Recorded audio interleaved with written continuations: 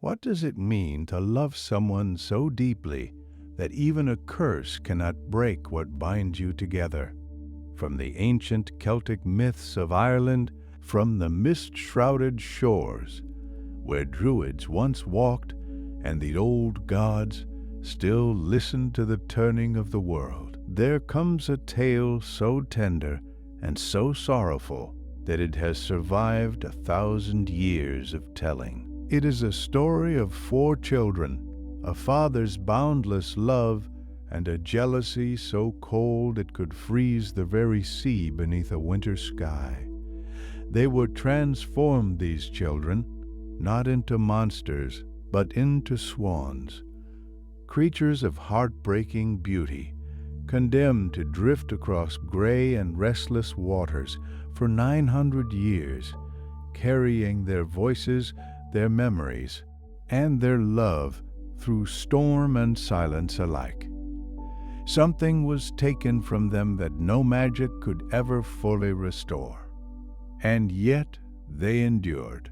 Welcome to the story of the children of Lough. Now lie back, breathe slowly, and let the ancient world take over.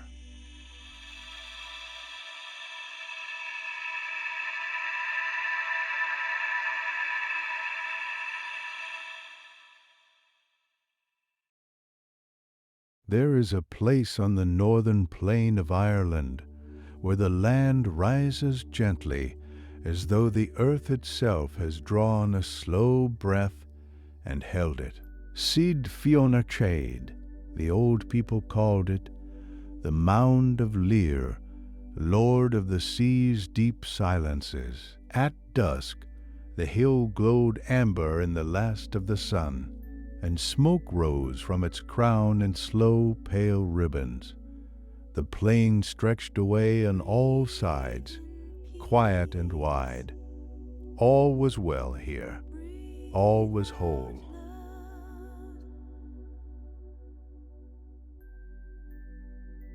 Lear stood at the outer gate as the last amber drained from the sky. He was a broad man, silver-haired, with a kind of stillness that comes not from peace, but from long practice of carrying weight quietly. His gray eyes moved along the horizon, not searching exactly, but watching the way a man watches a wound he has learned not to touch.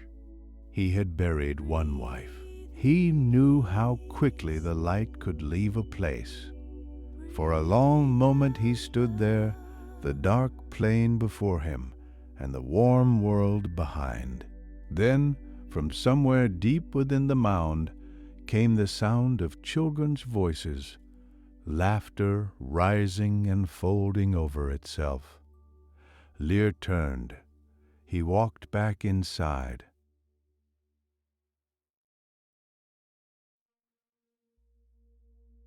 The laughter he followed led him past the great fire at the hall's heart, where the flames had settled into a slow, steady burning. Nearby, Fionnuala sat cross-legged on a folded fleece, her copper hair loose about her shoulders. Her youngest brother Con had fallen half asleep against her knee, and she was drawing her fingers through his dark curls in long, unhurried strokes, not quite plaiting, not quite combing, simply tending. She hummed as she worked. The sound was low and shapeless, less a melody than a warmth, and it moved beneath the crackle of the fire like something older than words. Dodge and Fiatra lay sprawled nearby, their breathing already slow. Fionnuala looked down at Con's sleeping face, and something in her expression was very still, full of love and full already of a knowledge she could not yet name.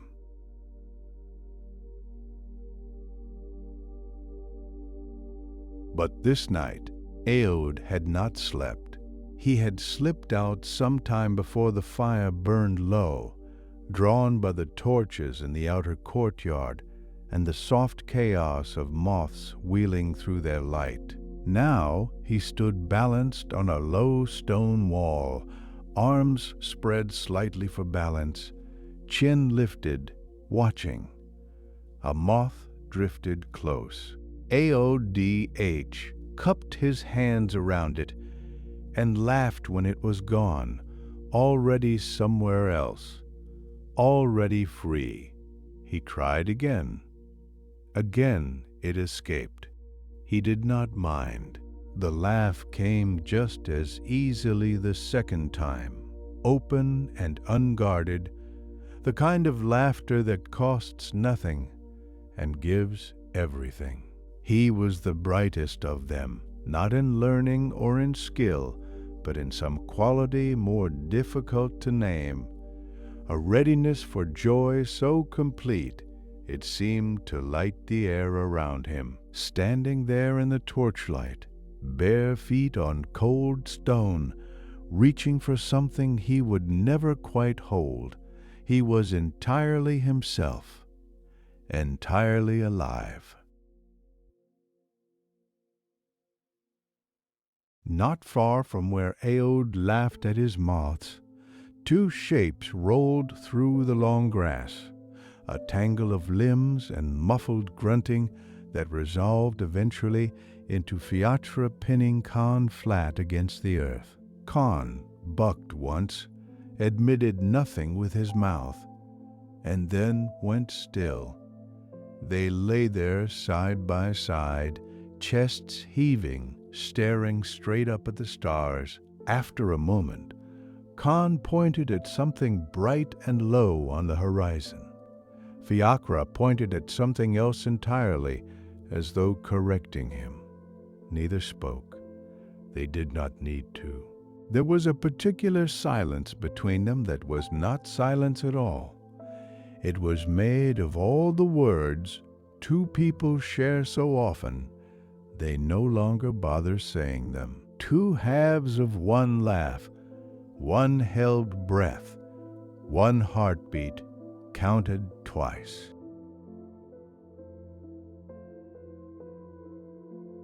Then, from beyond the gate, came the sound of hooves on dry earth, steady, unhurried, growing closer. Aoife rode in on a pale horse, her black hair drawn tight behind the bone pin, the red thread border of her overdress catching the torchlight as she passed beneath the arch. She carried herself with the ease of someone who had never needed to ask for a room's attention. It came regardless. The children heard the hooves. Con was on his feet first, then Fiachra, then the two of them were running, and Aoife somewhere behind, and Fionnuala coming from the hall, her copper hair loose and bright. Aoife smiled, and it was a warm smile, genuine enough in that moment. Then Lear stepped forward and lifted Fionnuala, lifted her first, as he always did, holding her above the torchlight like something precious and inevitable. Something in Aoife's face changed. It was brief, a shadow moving behind still water, gone almost before it arrived. She smoothed it away and smiled again, but it had been there.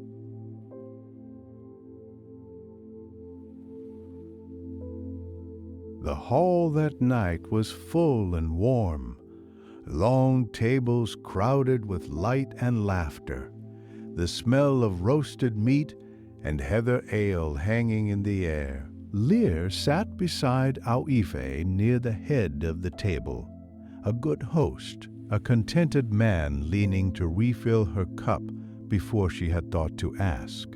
She thanked him. He did not hear. He was already turning to answer something called from further down the table, already laughing, already elsewhere. Then, from the far end of the hall, 4 voices rose together, not loudly, barely above the noise at first, but something in the sound drew the ear the way a single candle draws the eye in a dark room, and one by one the guests fell quiet, cups lowered, conversations dissolved.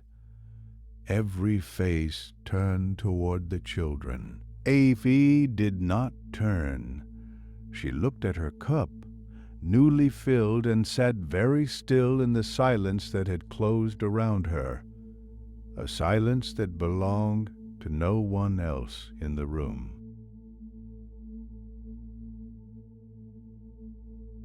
She left before the song ended.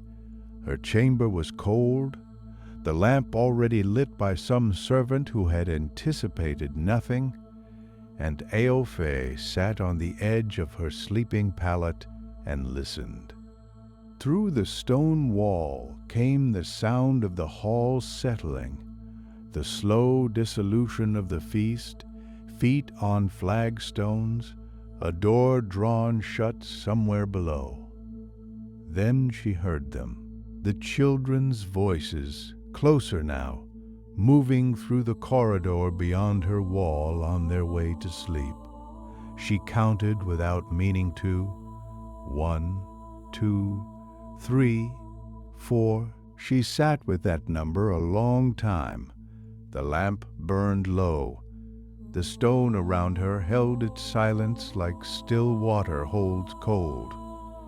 When she finally lay down, she did not weep, and she did not pray. Her breathing slowed. Her face in the last guttering light was very still, not peaceful, but settled, the way a decision looks once it has been made.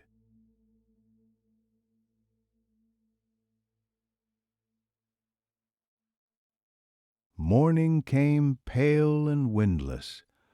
Aoife rose early and spoke to the servants in a voice that gave them nothing to question. The chariot was readied, provisions were wrapped in cloth and set beneath the bench. She dressed without hurry, pinned the bone brooch at her shoulder, and went to find the children. She told them they were going to visit their grandfather, Bod Dearg, and that was all it took. Fionn Nuala climbed in first, reaching back for Con's hand.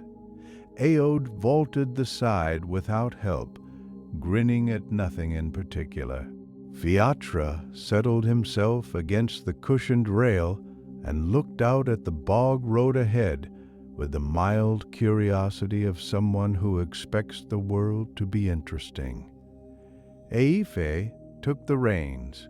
The horses moved forward.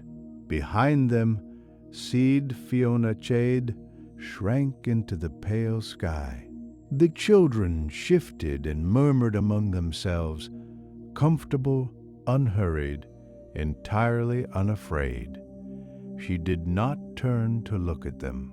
She kept her eyes on the road, the brown earth unspooling between low hills, the bog stretching wide on either side, the gray sky above offering nothing back.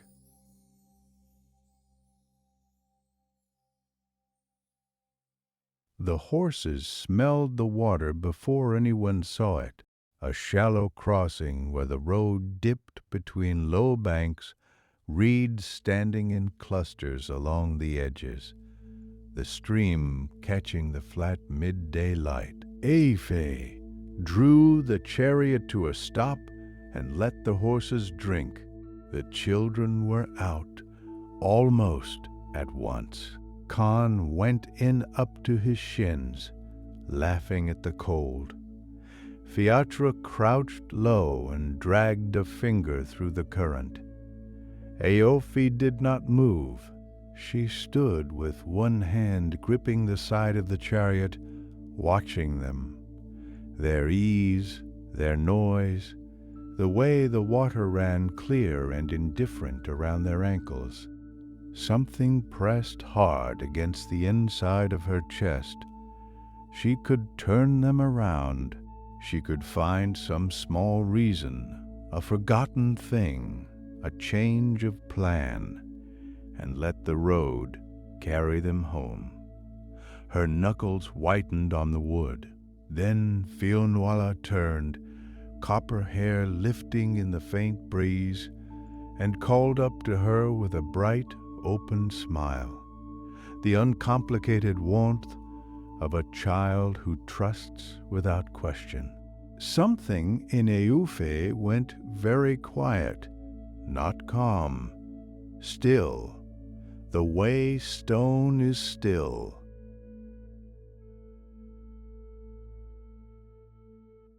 Lough Derravaragh opened before them like a held breath, gray waters stretching wide under a low sky, the reeds bending softly at the shore, the far bank no more than a dark line in the distance. The chariot rolled to a stop on the gravel edge, and the children were already moving, already pulling at their shoes. Con hit the water first, Fiachra close behind. Aod waded out to his knees. Fionnuala stood at the very lip of the lake, her white dress pale against the gray, looking out across the still surface. Their backs were to Aoife. She stepped down from the chariot slowly. The wand was in her hand before she had fully decided. She had carried it the whole journey, tucked beneath the seat, wrapped in plain cloth. And now it was simply there, as though it had always been there, as though her fingers had always known this moment. She raised it. The words she spoke were old, older than the Tuatha, older than the hills behind her. They left her mouth barely above a whisper, and the lake did not stir, and the sky did not change, and the children did not hear a thing.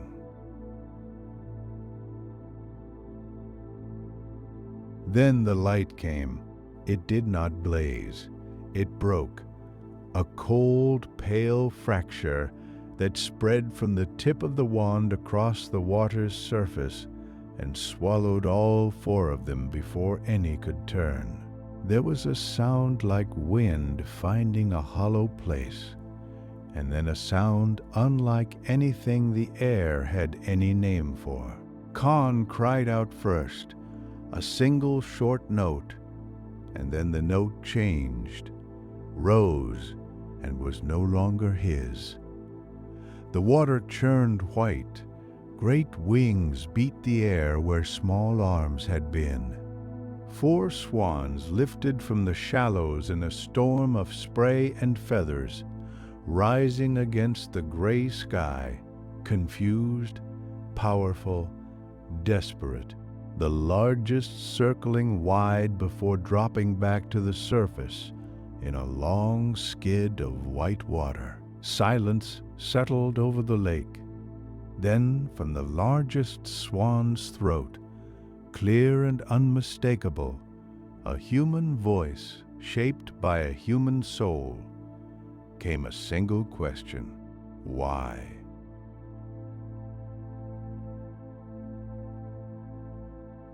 Aoife did not answer. She stood at the water's edge, the wand loose at her side, and said nothing, as though the question had not reached her, or as though she hoped silence might dissolve it. But the largest swan did not drift back. Fionnuala held her ground in the shallows, long neck straight, copper-tinted wings half raised, not threatening, but refusing to be dismissed. When she spoke again, her voice was steadier than any voice had a right to be in that moment. "How long?" she said. "And how does it end?" Still, Aoife looked past her, at the far shore, at the grey sky, at anything else, but the question sat on the water between them like a stone. At last she answered, low, flat, and without meeting Fionnuala's gaze. 300 years on the lake, 300 on the Straits of Moyle, 300 more on the Western Sea. The spell would break only when the world they knew had ended, and a new order had come, and a bell sounded from a new faith in a new land. Fionnuala listened to every word. She did not weep. She held it all, the centuries, the cold, the impossible weight of it, and she held herself level on the dark water. Aoife turned away from the water. She walked a few paces up the shore, slowly, as though her legs had grown uncertain beneath her, and stopped where the grey pebbles gave way to coarse grass. The wind was coming now, moving through the reeds with a low, restless sound. She had not noticed it before. She said the terms again, quietly to herself. 300 years, 300 more, 300 beyond that, 9 centuries. She shaped the words in her mouth and felt, for the first time, how large they were, how stone-heavy. A human life was not 9 centuries. 10 human lives placed end to end would barely reach it. Her hands were trembling. She looked down at them as though they belonged to someone else. She had meant to make something stop. The ache of being overlooked, the quiet invisibility she had carried since the day she arrived at Seed Fionacade. She had meant to make it stop. Instead, she had poured it outward, and it had become this: 4 children on cold water, 900 years. There was no wand to raise now, no word to unsay. Whatever gate the spell had opened had already closed behind her.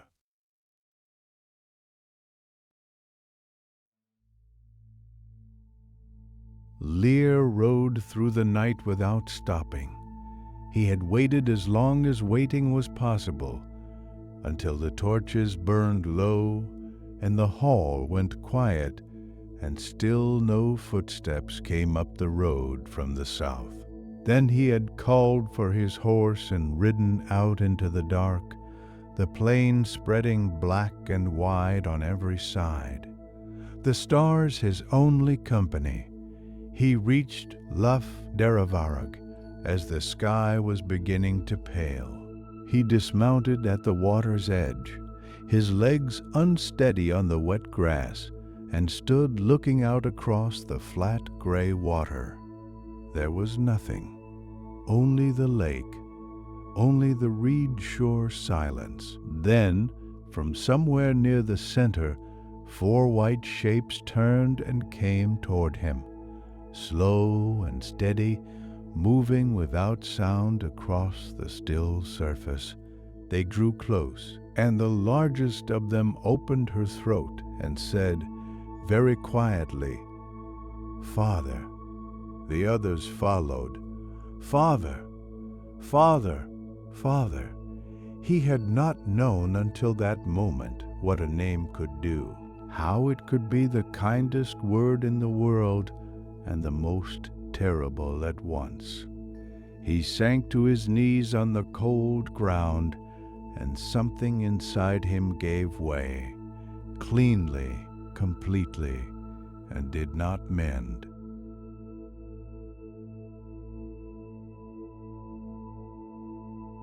For a long time, neither of them spoke. Then Fionnuala moved closer, her feet finding the shallows, and she rested her long neck. against his shoulder. He raised one hand and touched her feathers, slowly, as though something irreplaceable might come loose beneath his fingers. She let him hold the silence as long as he needed it. Then she spoke, her voice low and steady. She told him what Aoife had done, not with anger. The anger had already burned through her, out on the open water, in the dark hours before dawn. What remained was something quieter and, somehow, harder to hear. She spoke as if delivering news of a wound she had already accepted, and her only concern now was that he be able to accept it too. Lear listened without moving. Aod and Fiachra and Khan drifted close on either side, a soft white circle around him. When Fiannuala finished, he pressed his face into the warm curve of her neck, and she held very still, holding him the way the lake held everything reflected in it, completely, without asking anything in return.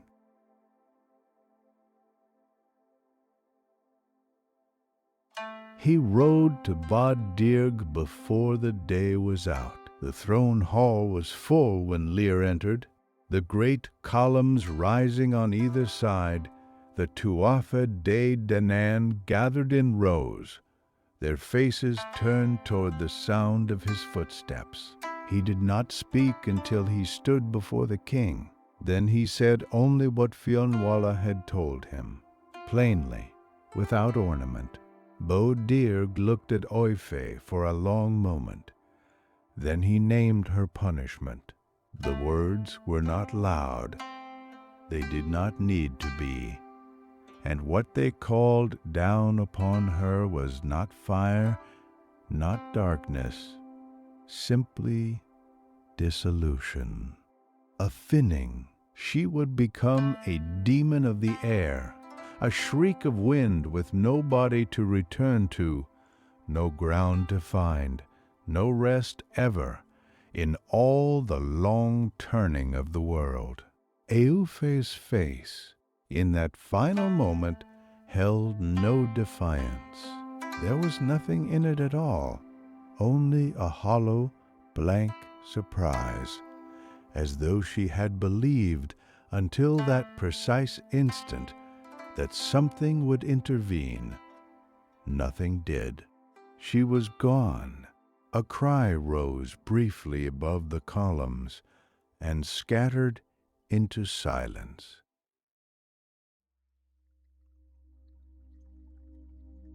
In the days that followed, the Tuatha De Danann came to the shore of Lough Derravaragh and did not leave.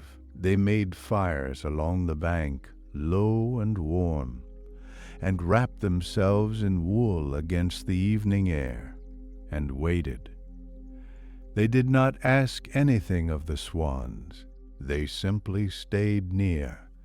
It was Fiannuala who sang first. She had not planned it. The dusk was settling, the fires burning low on the shore, and something rose in her, not quite feeling, not quite thought, and she opened her throat and let it come. The sound that emerged was not the voice she had once owned. It was deeper, older, shaped by water and hollow bone, and 300 years of waiting still to come. The other birds of the lake went quiet. The people on the shore went still, their faces turned toward the silver shape on the dark water.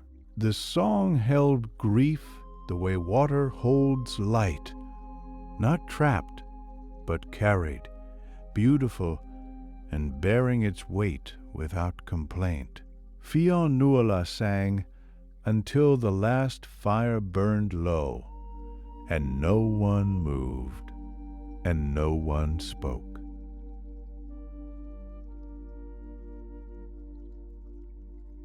Aoife was the first to leave the shore behind. He did not announce it. He simply turned from the dying fires, moved out across the dark water, and dived. Below the surface, the world became green and still. Sound dissolved. The cold pressed close, but did not hurt. He moved through it, neck stretched, wings folded tight, and the water parted around him like a secret. He surfaced in a cove he had never seen from shore. Looked back. The fires were small and far. The shore was unchanged. He dived again. Each time he rose, blinking into the gray air, he searched the bank for something he could not name, some sign that the world above had shifted while he moved through the world below. Each time it had not. The reeds stood as they always stood. The sky held its color.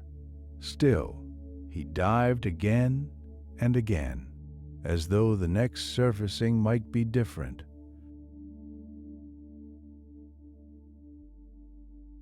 Not far from where Aoife surfaced and dived and surfaced again, Fiachra and Khan had found a flat rock at the lake's center and settled there for the night. They slept pressed close, feathers touching, Khan tucked beneath the curve of Fiachra's wing, breathing slow and steady. The water lay still all around them, black as polished stone, holding the stars in perfect silence. They had discovered, somewhere in the weeks since the transformation, that they dreamed the same dream. Neither could say how they knew. They simply woke and looked at each other and knew. The dream was always the same. A hearth fire burning low, the smell of wood smoke and warm wool, and their father's voice, not saying anything particular, just present, a low sound in a lit room. Fiachra tucked his head beneath his wing. Khan's breathing slowed further, matching his brother's without effort. Some things cannot be taken. They held this one the way you hold something small and precious in a closed fist, not tightly enough to crush it, just tightly enough to know it is still there.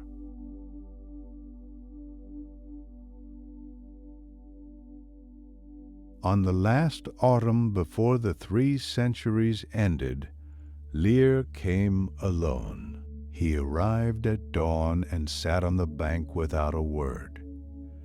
Not the silence of a man gathering his thoughts, but the silence of a man who had long since run out of them.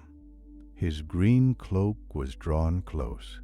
His silver hair lay loose at his shoulders. He watched the water. Fionnuala came to the shallows nearest him and stayed there through the long hours. The other 3 felt the weight of the day and kept to the far side of the lake without being asked. The light shifted.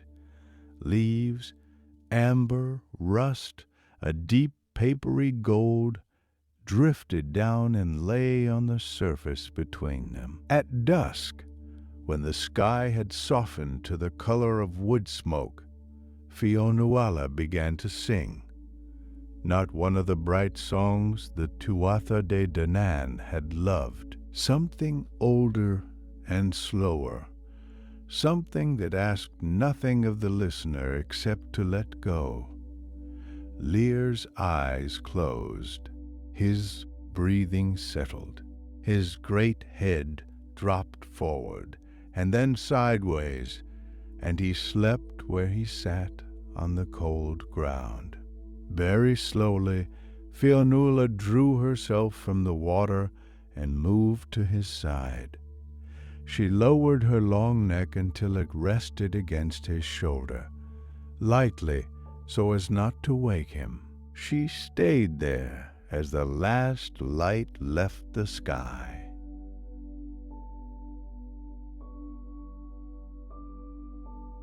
She was gone from his side before he woke. The morning broke pale and cold over Lough Derravaragh, and Fionnuala moved out to the center of the lake, where her brothers were already waiting. None of them needed to be told. The air had a different quality, thin and final, like the last page of something long. "It is time," she said. They rose together, 4 beats of wide white wings, and the lake fell away beneath them.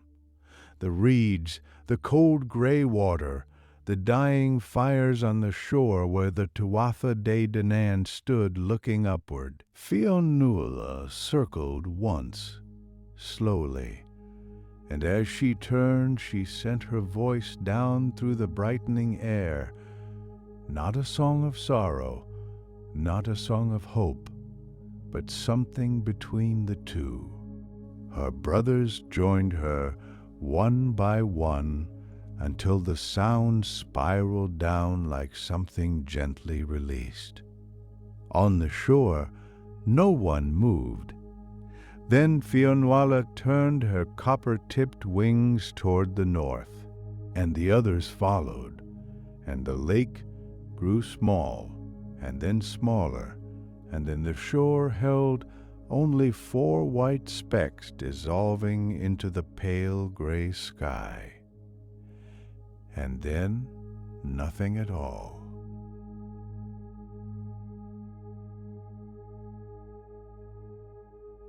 The sea met them without ceremony. Fionnuala felt it before she saw it.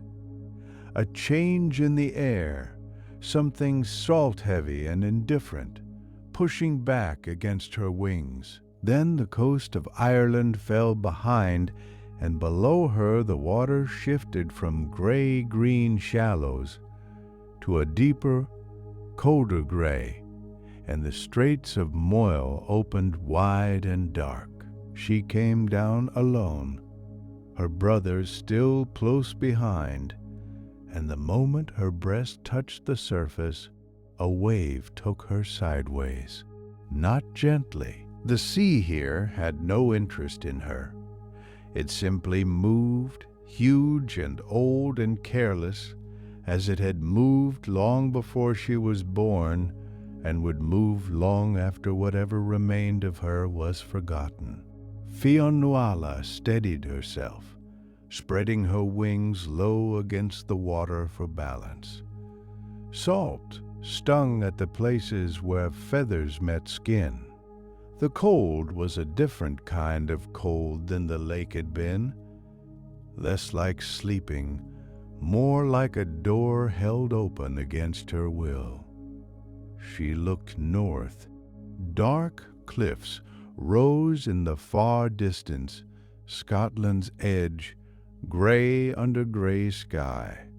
Between here and there, nothing but the argument of open water. For the first time in 300 years, she understood that the world had made no arrangements for them. Lough Derravaragh had held them. Quietly, this place held nothing.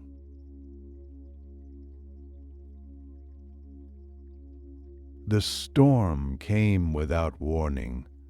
One moment the water was only brutal, cold and heavy and vast. Then the sky pressed down, and the wind swung hard from the north, and the waves stopped being waves and became something else entirely. Dark walls, rising and collapsing without pattern or mercy. Fionnuala beat her wings and rose, but the wind caught her sideways and drove her back down. A wave broke over her completely. She came up gasping, turning, calling her brothers' names into the dark. Nothing came back. She called again, Aod Fiatra, Khan, the names torn from her throat before they could carry. The wind had no interest in them. Another wave lifted her, tilted her, dropped her hard. She could see nothing beyond the white crests crashing close, each one arriving without warning out of the black. She swam. There was nothing else to do.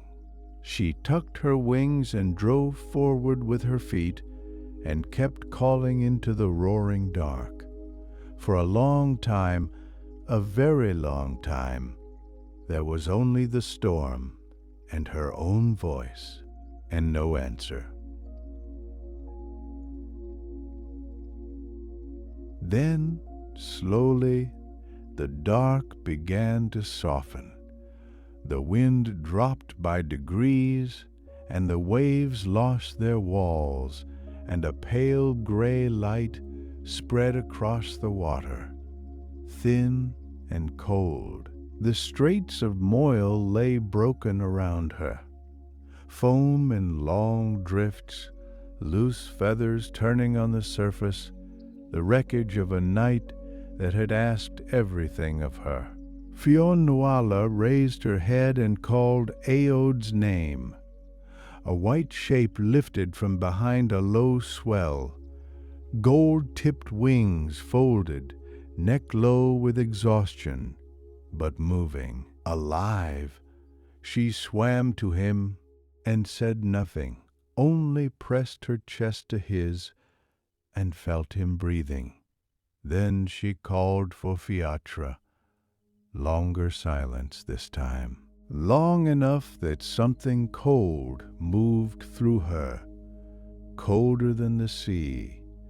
Then gray-tipped wings broke the surface to the east, and Fiatra swam toward her without a word. She gathered them both onto a flat rock and spread her wings around them. She did not count. She would not count, not yet. She called Khan's name into the pale morning and waited, and called again.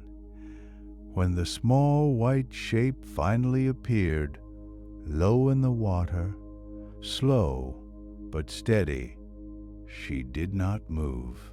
She kept her wings open and let him come to her, and only when he was beneath them, warm against her side, did she lower her head and close her eyes. All three, she breathed, all three.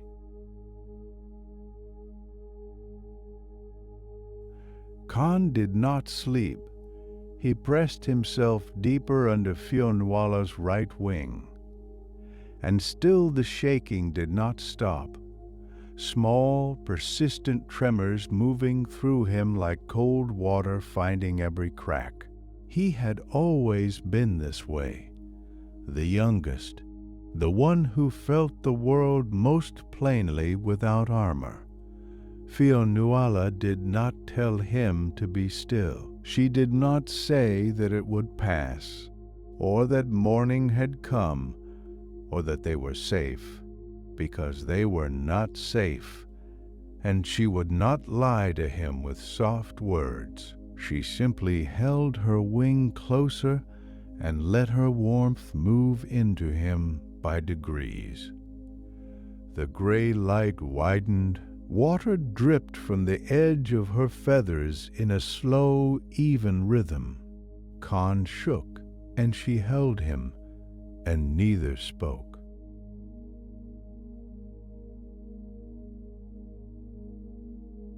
Not far along the rock, Fiatra sat alone and watched the sea. He had always been the one to watch. While Aode leapt and Khan pressed close, and Fionn Nuala held the shape of things together, Fiatra observed, quietly, without need for answer. He watched the sea change color through a winter, black to gray to the pale nothing of February. He watched it again. Then again. Spring came, and thin and cold, and the light shifted by a degree so small he almost missed it. And then it was gone, replaced by the gray of another autumn. This was how the years moved, not as events, but as texture, the slow wearing of water over stone. He did not feel hope. He had set that down somewhere in the straits, gently, without grief, the way you set down something heavy when you finally understand you cannot carry it and walk at the same time. What remained was simpler. He was here. The sea moved. He would endure. It would have to do.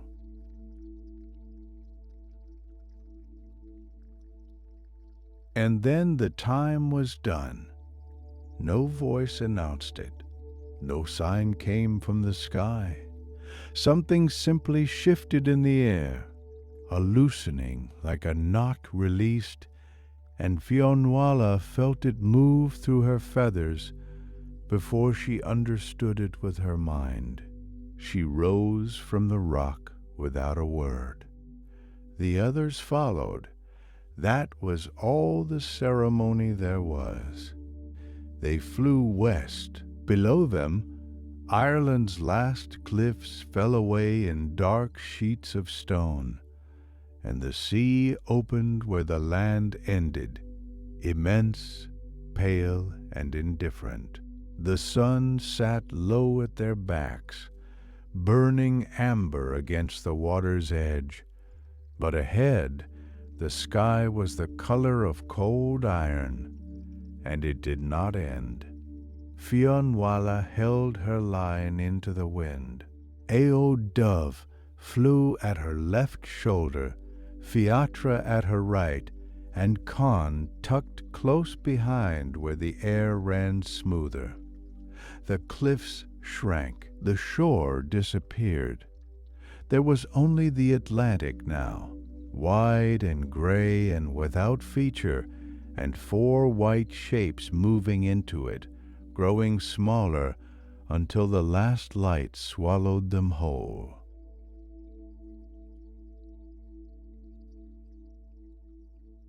The sea was flat and cold and utterly without sound. Aoife floated alone on the gray water, his wings folded, his reflection a pale shape below him. The others were near. He could feel their weight on the surface. But in this moment the silence was his own, and he let it be. He tried to remember a moth, not the idea of one, the actual thing, the softness against his palm, the faint batting of wings against the skin of his fingers, the courtyard warm around him, and the torch smoke sharp in the back of his throat. He tried to feel the smallness of it, the aliveness. He could remember it. Every detail came clearly, arranged in order, preserved like something pressed flat between stones. But there was no warmth in the remembering, no catch in the chest. The boy who had laughed in that courtyard was a figure in a story now, vivid, complete, and entirely unreachable. Aoife sat with this for a long time. The sea moved barely at all beneath him.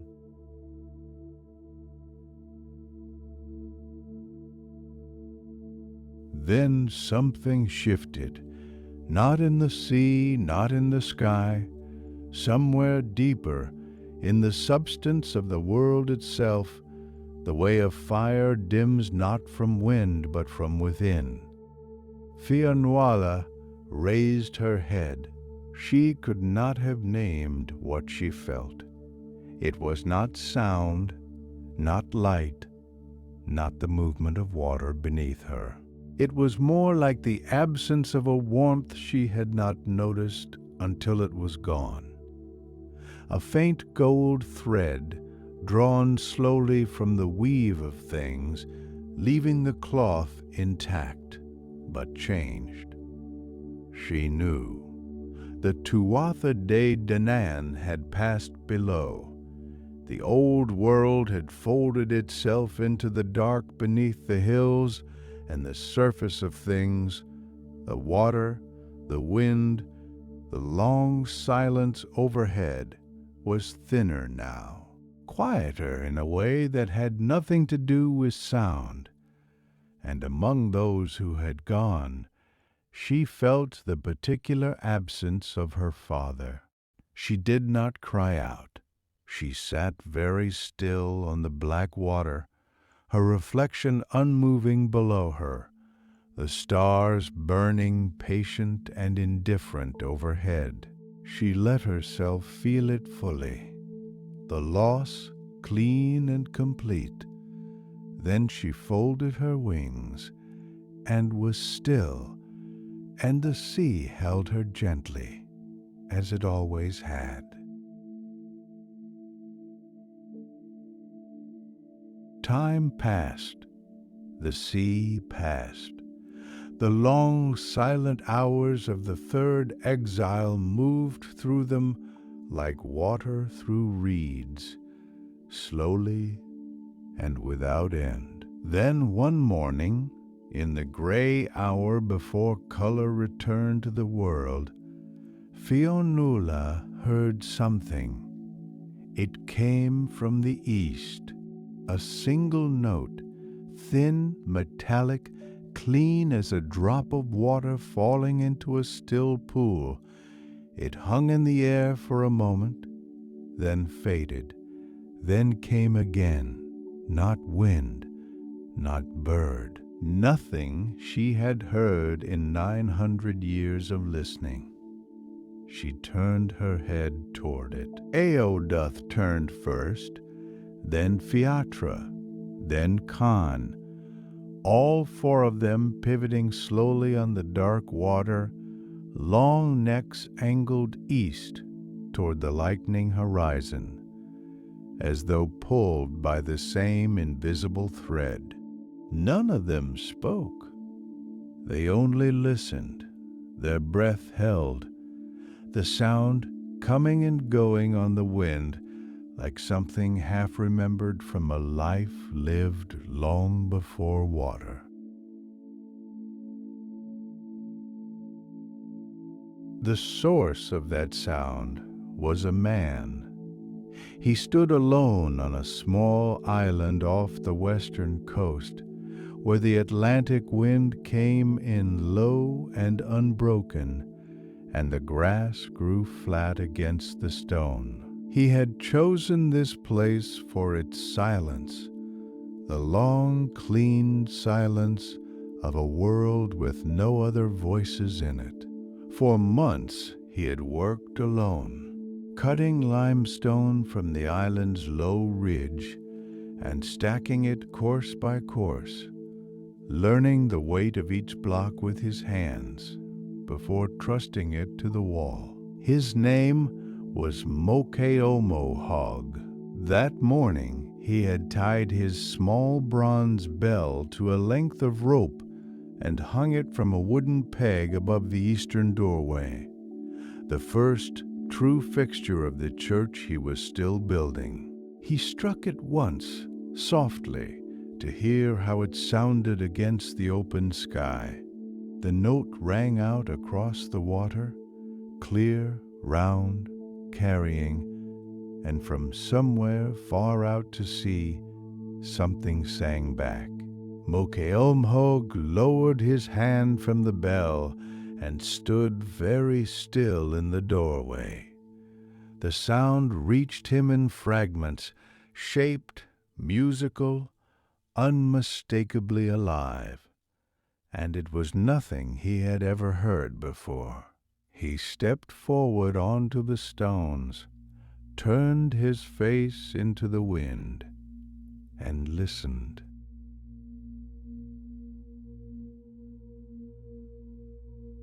They came from the west, 4 shapes low over the water, wings beating in slow unison, white against the gray morning sky. Mocha Omhog watched them grow from specks to forms, to something unmistakable. 4 swans descending in a long, unhurried arc toward the island's rocky shore. They landed without sound, save for the soft drag of water under their feet and the last settling of great wings. For a moment they were still, watching him. Moke Omog walked toward them, slowly, as one moves toward anything fragile or sacred. The others held their ground as he drew near, but the largest swan, her primary feathers faintly touched with copper, lowered her long neck in a slow, deliberate bow. He stopped. In his years on this island, he had learned to read silence, and the silence now was different from any he had known. These were not birds resting on a morning shore. Something old lived behind those eyes, something patient and sorrowful and waiting. Mocha Omhog stood very still, his hand loose at his side, and understood. So she spoke. Her voice was low and unhurried, and it carried the quality of water that has run a long way, smoothed of urgency, shaped by everything it had passed through. She told him of Seed Fiona Chade, and of their father, and of a stepmother's silence that had curdled over months into something neither of them had seen coming. She told him of the lake, 300 years of gray mornings, of their father's face at the water's edge, of songs that held what words could not. Then the straits of Moyle, and the storms and the winter that separated them, and Con trembling beneath her wing on a dark sea rock, while centuries moved overhead like slow cloud. Mocha Omhog did not speak. He sat with his hands rested on his knees, his bronze bell still at his side, and he listened. Fionuala told it plainly, without tears. 900 years compressed into the length of a morning. Not a lament, a record, the way a stone carries the mark of water without mourning the river. When she finished, the wind moved between them. Mocha Omhog looked at her for a long moment, and then he said quietly that she had been faithful. She lowered her head once, slowly, accepting that.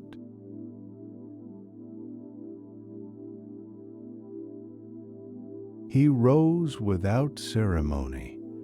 Mocha Omhog walked the short distance to where the island spring welled up between 2 stones. Clear water, unhurried, catching the late sun in a shallow pool.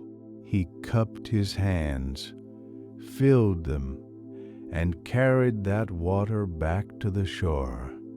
He began with Fionuala. The water fell from his palms onto her white head, and he spoke the old words softly as though setting something down with care.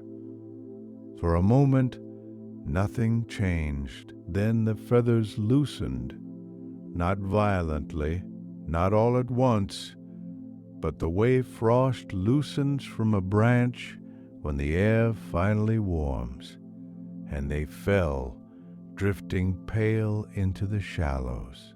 Where the swan had stood, a woman stood instead, trembling, copper-red hair loose over her shoulders, her pale skin translucent in the golden light. She looked at her own hands with wide, wondering eyes. Aoife was next, then Fiachra, then Con, each one the same, water, words, and then the soft, slow fall of feathers, and then a figure stepping unsteadily forward into ordinary afternoon light. Ancient beyond any reckoning, barely strong enough to hold the weight of a body so long denied. 4 people stood in the shallows of Innisglora.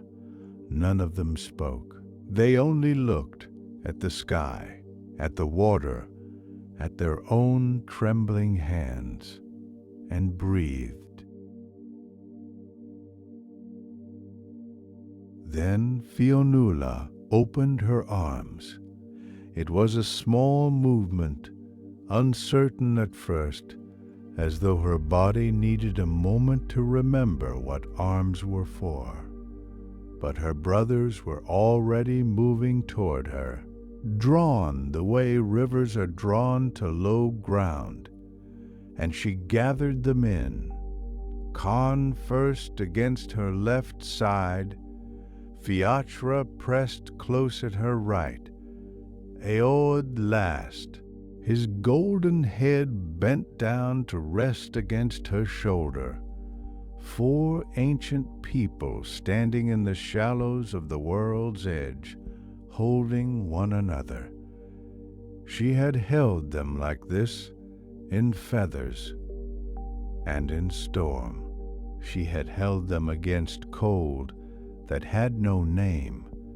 Now she held them in skin, in the ordinary warmth of human arms, and it was the same reaching, the same closing, the same fierce and wordless saying, I am here, you are here, we are still together.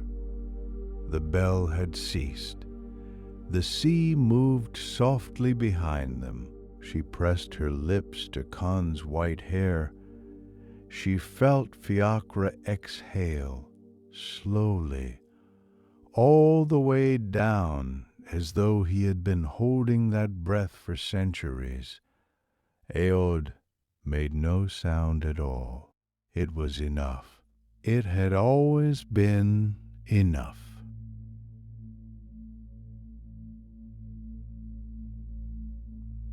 Mocha Omhog stayed with them until the last breath had come and gone, and then a little longer, as the dusk gathered in from the sea and the first stars appeared above the Atlantic, faint and certain. He buried them together in the hill above the shore, as was right. One grave, broad enough to hold all 4, cut into the dark earth with the care a man gives to something that cannot be repaired if done carelessly.